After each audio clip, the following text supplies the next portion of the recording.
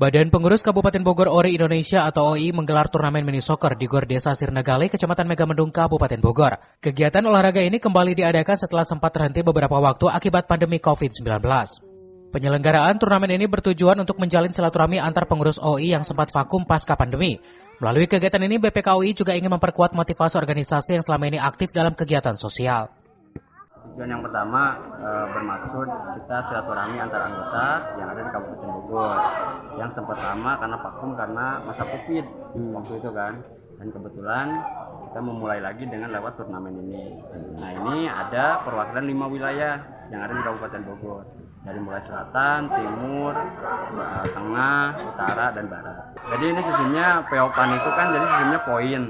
Jadi satu pertandingannya itu 15 menit dan pertemuannya semua dari 6 tim itu ketemu semua. Turnamen ini menggunakan sistem poin di mana tim dengan poin tertinggi akan menjadi juara. BPKOI Bogor berencana menjadikan turnamen mini soccer ini sebagai agenda tahunan ke depan. Dari Megamendung, Wawan Supriyatna melaporkan.